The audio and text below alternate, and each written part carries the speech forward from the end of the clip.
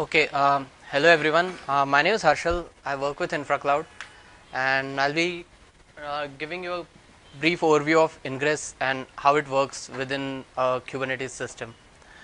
So, first thing that we want to do now is do a recap of services. So, services are a way to expose pods to other elements within the cluster or even entities outside of your cluster.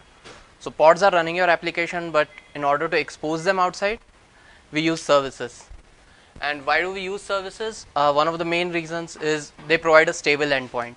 So your pods can come and go, their IPs can keep on changing, but the endpoint that a service provides will remain stable. There are a couple of exceptions to this, and we'll talk about them as well. So we'll look at some various types of services that are there.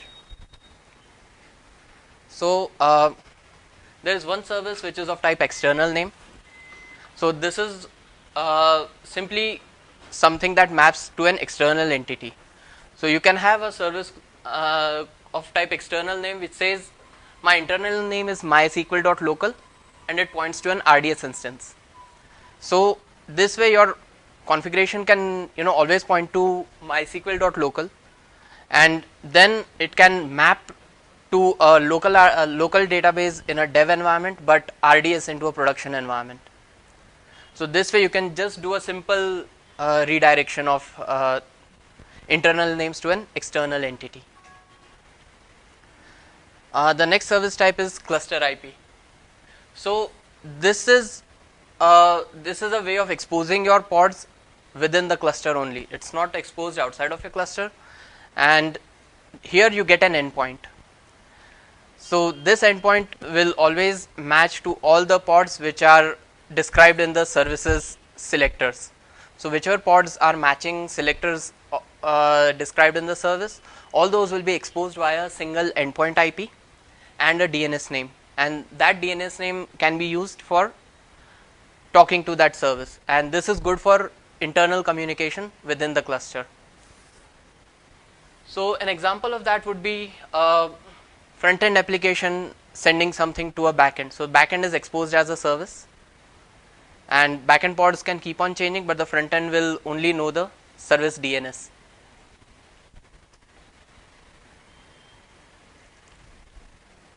The next service type is node port.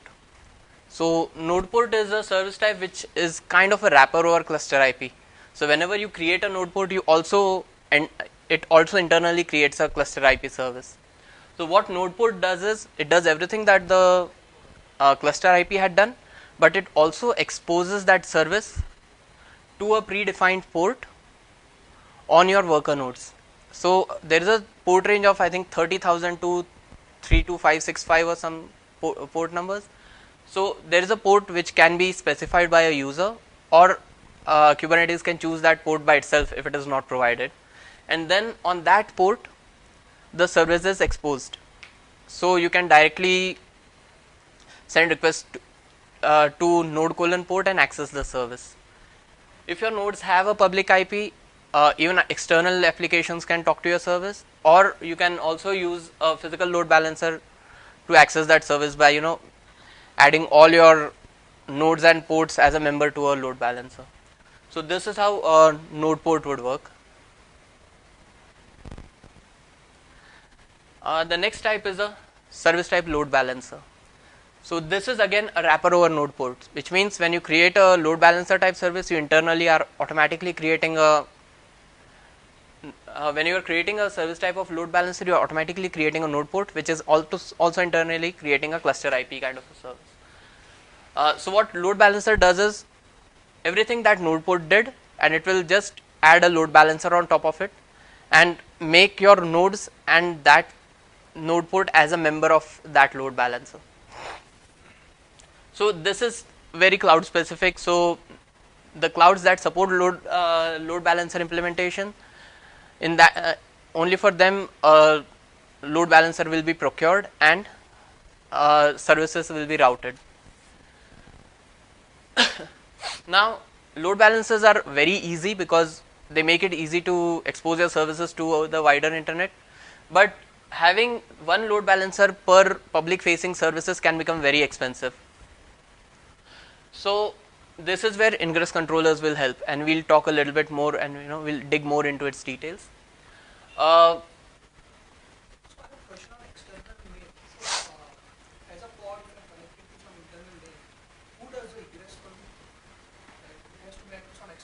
Exactly. So your internal DNS will have an entry which says mysql.local points to mysql.something.rds.aws.com. Exactly. kubedns will do that redirection for you.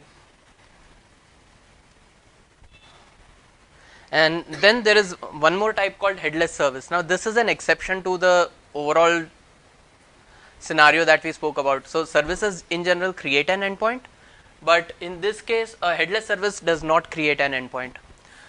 So what headless service merely does is it just returns a list of pods.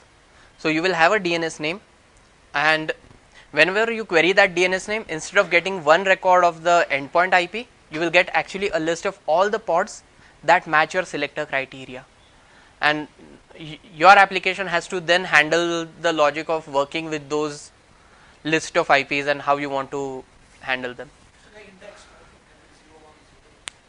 You're just getting a list. So they directly forward to the pod.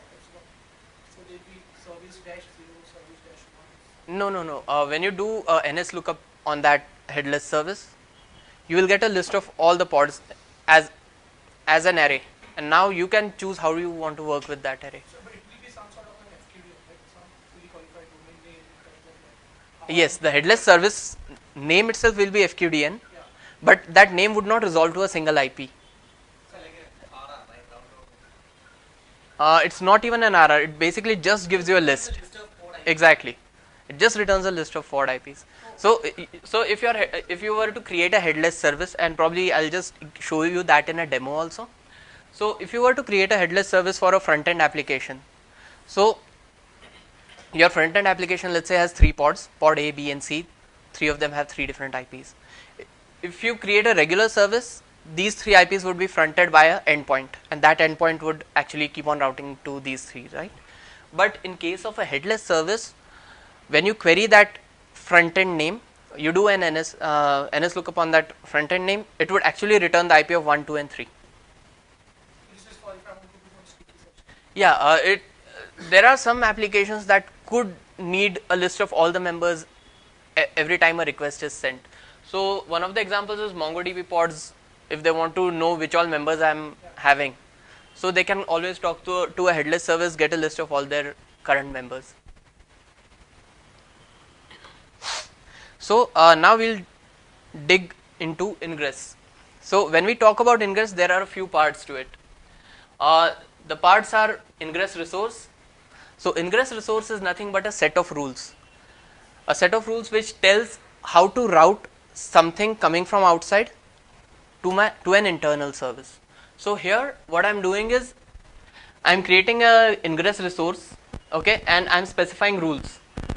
So here I'm saying any request that comes with a host header called demo.infracloud.space should be routed to this internal service. So this is a routing rule that is there in an Ingress Resource, okay. Next thing that we have is an Ingress controller. So now Ingress controller is a pod or a deployment which keeps on running within your cluster. It will keep on checking the API server for the Ingress resource, and the moment it sees an Ingress resource, it understands those rules that I mentioned and configures an internal reverse proxy to satisfy these rules, okay. So I will look at an example and a flow diagram and everything as well. There are a few different vendors or distributions of an Ingress controller. So Nginx is one of the most famous ones. There is Traefik, which is also pretty commonly used. HA proxy is very recently released, and Envoy is something that is used with Istio. So these are some common Ingress controllers. Today we will be looking at Nginx.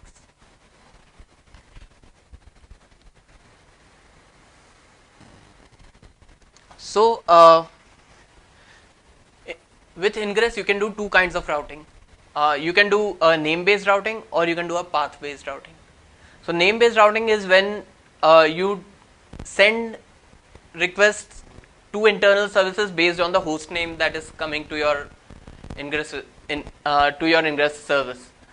So for example, demo.infracloud.space would resolve to this service. You could have shoppingcart.something.com to a shopping cart service, shipping.something.com to a different, and so on. Virtual host. Sorry? Virtual host. To a virtual host, yeah. And then there is also path-based routing where you have a single host header, and then based on path you are routing your request to different services. So /prod would take you to a production service and /canary will take you to a canary service. So these are two different mechanisms with which you can do routing via Ingress Resources.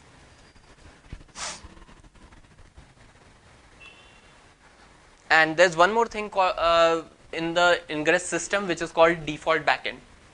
So default backend is a kind of a catch-all scenario where anything that cannot be handled by the Ingress controller will be sent to a default backend, so that any request comes and if there are no rules to handle it, where do you send it? You send it to the default backend, and this is kind of part of the Ingress controller specification that every Ingress controller would have to implement.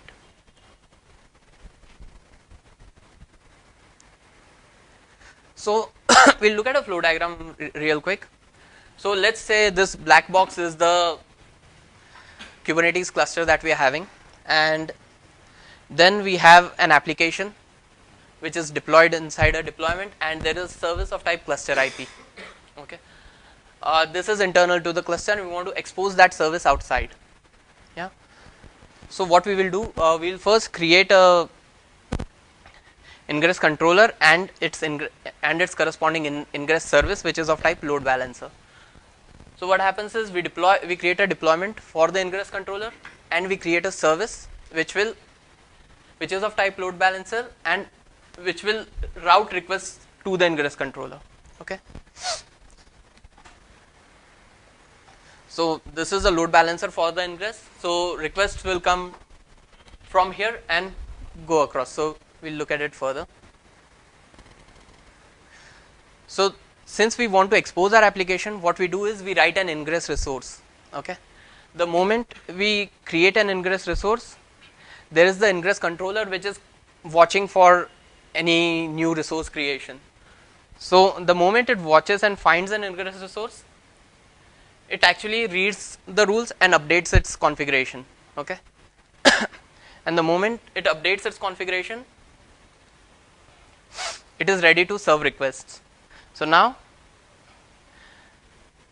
there is a request that comes in. So there is a request that has arrived to the load balancer.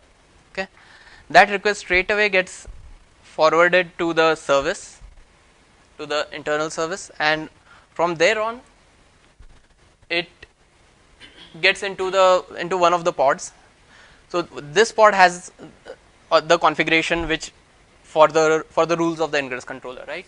So there it will do matching of the rules, and then once the rules are satisfied, it would actually route it to the internal service, and then the internal service will route it to your pods, and the service will get served outside.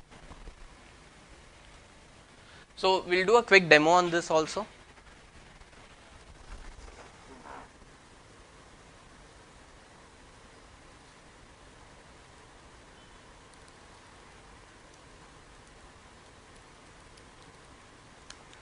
So for now I have a cluster with only system components running inside.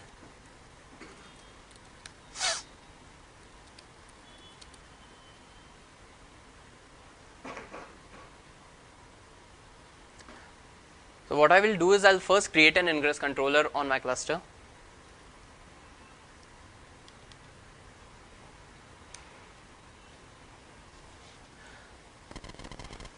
So I'm creating a bunch of stuff over here. I'm creating Ingress controller in its own namespace. Then I'm deploying the default HTTP backend. Okay. Okay, sure. Better? Yeah.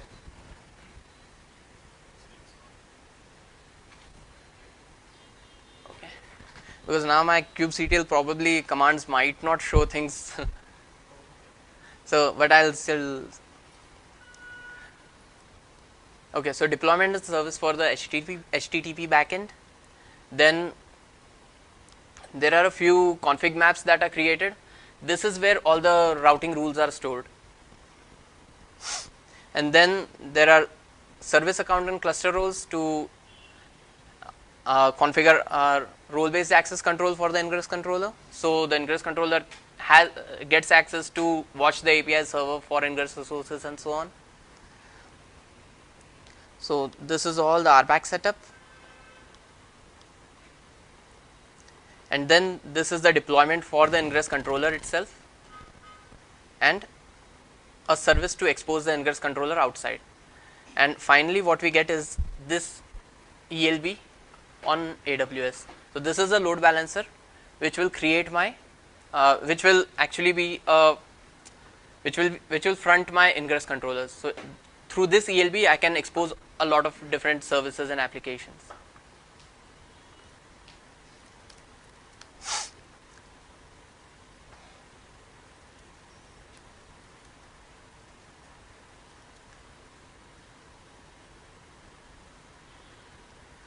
So next thing I'll do is I'll deploy a demo app, and we'll look at the routing rules, etc.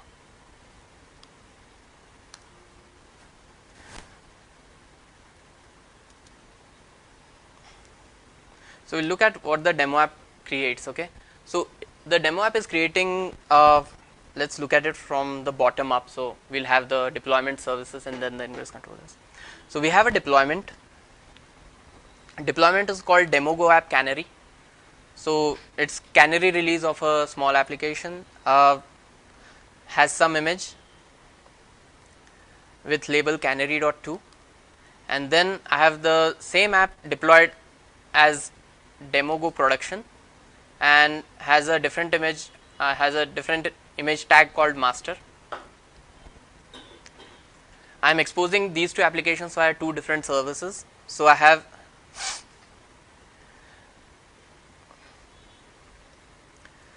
a service called canary which has selector called demo go app canary, which would match here.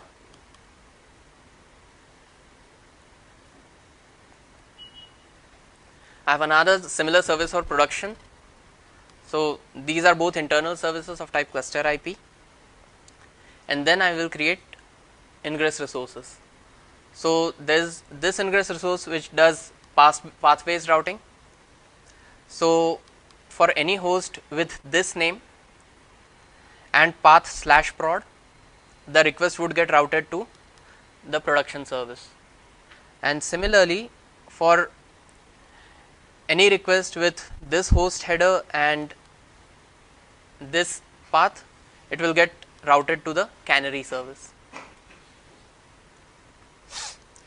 Similarly, I have the host name based routing also. So this Ingress resource is only for routing things to my production service. So any request coming to this URL should directly get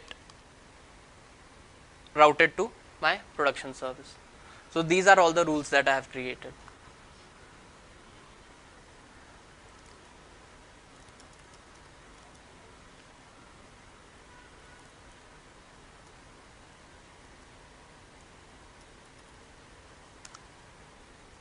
So I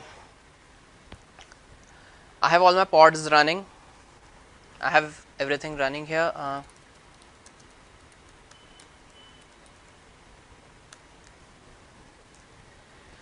So one second. So yeah, my demo go app SVC, the production services of type cluster IP. My canary is also of type cluster IP, and there is this load balancer which I have, right? So now I will do a DNS mapping of the load balancer with the host names which were specified in the Ingress rules. Okay.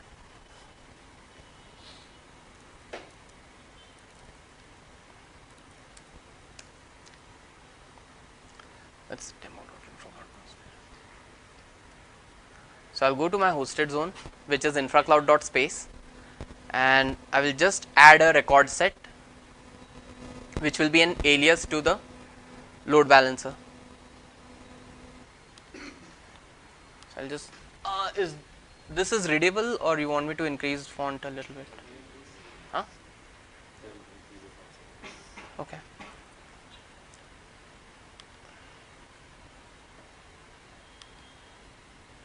So it should load the ELB name in a few seconds.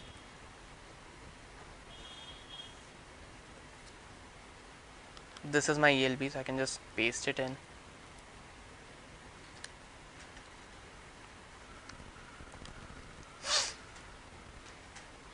So I have created this record set, alias record, which is demo.infracloud.space, which will point to my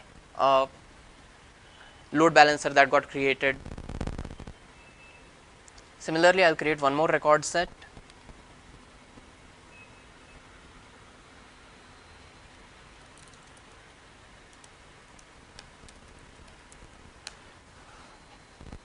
This one is called Ingress test.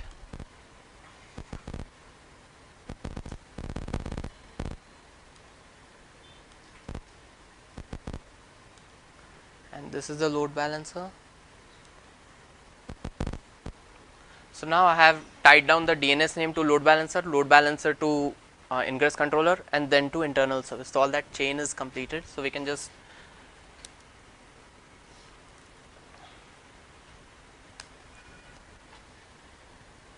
when you do demo.infracloud.space, you get the demo app which shows which pod served this request.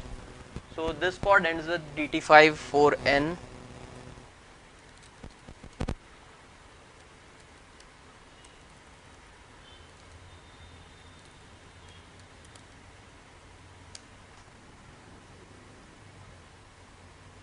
So this one.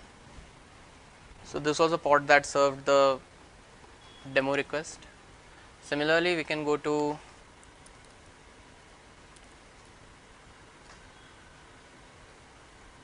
.prod.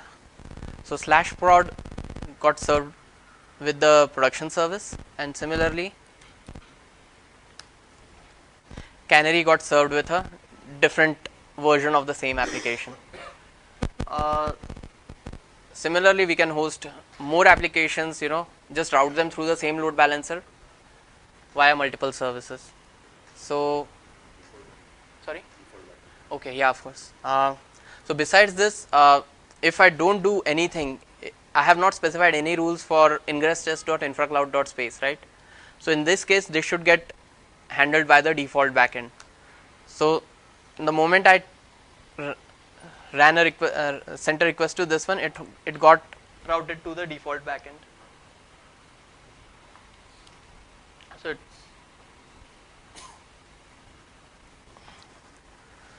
So this is there. I just wanted to give a quick demo on the headless service also. Okay, so I'll just show you that one very quickly.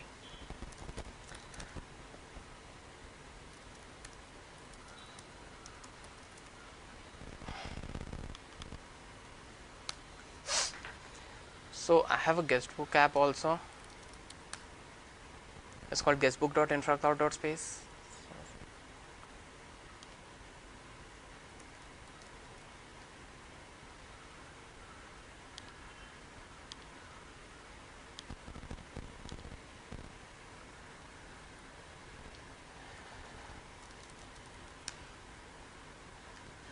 So a regular service that I have for guestbook, it has a front end name, okay, and K describe,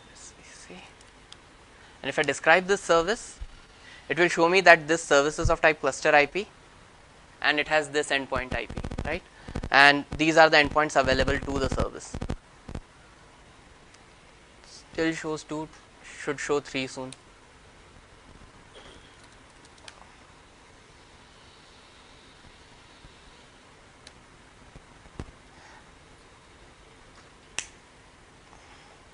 Okay, there is one more in container creating. So the moment that gets created, you will have 3 IPs in the endpoint list.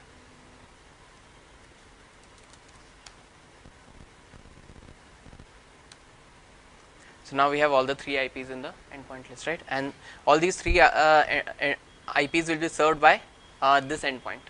This is the regular scenario. Now,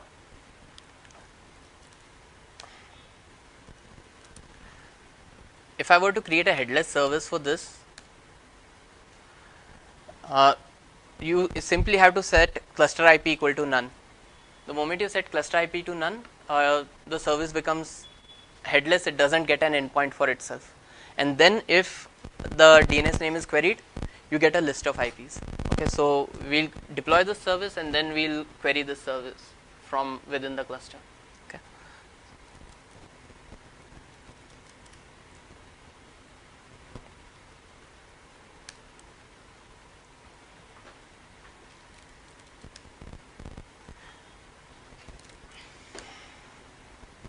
So we have a headless service which is created. Even though the type is cluster IP, the cluster IP is set to none. Okay.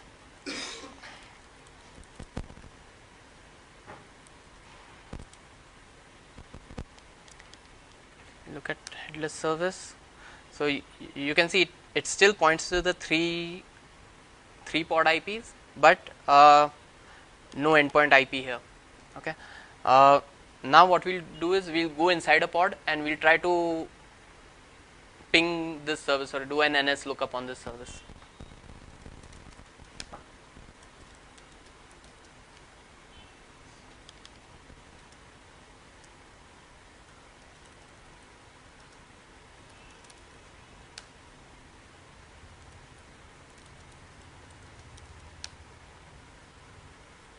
So just have to install DNS utils on this one to have NS lookup.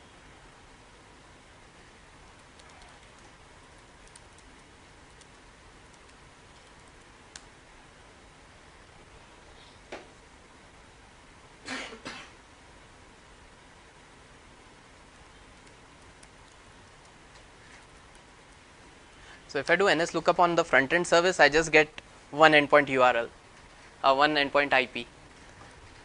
So similarly,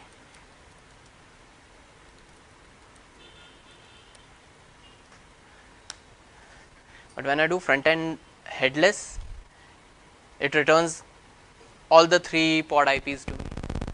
So this was the difference that comes in with a headless service. So I'll just jump back to the presentation, and the demo, the source code for this is shared on a GitHub repo. I have mentioned it on the slide as well. So the prerequisite for this is AWS specific. So you'll need a Kubernetes cluster running on AWS, preferably via kops. And if you have a hosted zone, you can change your host names according to a hosted zone and anything that you want. Or if you don't have a hosted zone, you still want to play with it, you can edit your etc hosts on Windows or Linux and just point it to the load balancer IP and try it out. So with the Ingress controller that's running as a replica, that's actually on 2 different nodes. When you create the load balancer, does it actually route to both the instances? No, it will route to any one of them. But the both the instances will be in the target group of the load balancer, right? right. So you have your Ingress pods running as a deployment, right? So whenever the request comes to the Ingress controller will route it to one of the Ingress pods. No, I'm not talking about the pods. Uh-huh. So let's say I have the Ingress controller running as like 2 replicas, Mm-hmm. and each of the replicas is each of the nodes. And let's say I have 2 nodes. Mm-hmm. So when you create the load balancer, right? Like that load balancer should like route the request to both the instances, right? Right. Does it do that by default? I mean, you have a Yes. service in front of load balance, like Right. to deployment, right? No, I'm talking about the AWS load balancer. Yeah, so AWS load balancer is talking to the Ingress controller's load balancer, which is internal to Kubernetes, and that is routing to the pods eventually. So basically, AWS load balancer is just routing your request to the Ingress service. Ingress service then sends to Ingress pod.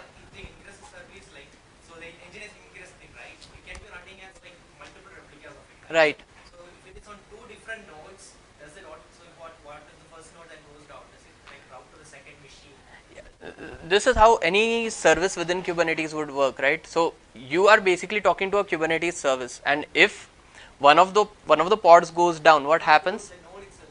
Yeah, if the node goes down, so the pod is not available anymore, right? So the endpoint controller for that service, the Ingress service, would have its own endpoint, and there would be an endpoint controller which will see that there is a node down, so one of my Ingress pods has gone away. Okay, So it will only needs a load balancer to point the new node. Yeah, so exactly. It's the AWS will It- take care of it, right? So your load balancer is basically it connects to a node port. Yeah, so I just want to confirm So whether that when you node create, goes so if you have like 5 nodes, Mhm. does the load balancer like or add all the 5 nodes in the beginning itself to the load Yeah, you can balancer? configure your So yeah, wherever your Ingress pods are running, all those will be added to your load balancer. And whenever someone dies or someone new joins in, there is an endpoint controller which is always checking for pods, right? So that an endpoint controller will make sure that your endpoints are always updated with the latest list of live pods. Not force the nodes, right? No, see, No, load balancer there are is two connecting different to- things. Load balancer Yeah. is connecting to, at the end of the day, forget about Ingress. No, I'm talking not Load about the balancer at the end Kubernetes. of the day is connecting to a node port. No, I I'm have talking. 5 nodes. Exactly. And I have 5 Ingress controllers running as replicas on all nodes. At the end of the day, what happens when I hit the load balancer, which is still outside the Kubernetes nodes, Yeah, hit my AWS load balancer. What it will do is it will connect to the node port. Now, if one of the node goes down, the load balancer in the AWS world will know that this guy has gone down because it was registered. So Right. it will not route that request to a particular node. Right? It will go to the other node. Yeah, I was actually talking about that since I wanted to know when you like the load balancer is itself created by the Kubernetes, right? Because it has a permission to create. Yeah, but it is still managed by AWS, right? It's an AWS ELB. So ELB will keep on looking at its members, and if someone goes down, it's not available, it will not route requests to it. No, so like my concern was when you like in like Kubernetes in like Ingress controller creates a load balancer, it attaches all the nodes available, right? It would, yes, it will attach all the nodes because it's a node port after all. Like it's a service of type load balancer which will internally have a node port also. So it's just abstracting the load balancing to the AWS stuff. Right. Okay. So advantages of Ingress, you can use one load balancer for multiple services. So like we saw, I exposed 2-3 different services using the same load balancer. So that can help you save out on cost of load balancer if you have a lot of public facing services. You can do name based and path based routing very easily. So that is there. Ingress controllers can be used for SSL termination also. And worker nodes can still remain in private subnet. You don't have to expose their ports or something outside to get access to. So yeah, so that was the demo and session. So thank you very much for attending, and also thanks to Big Binary for hosting us. So that's it.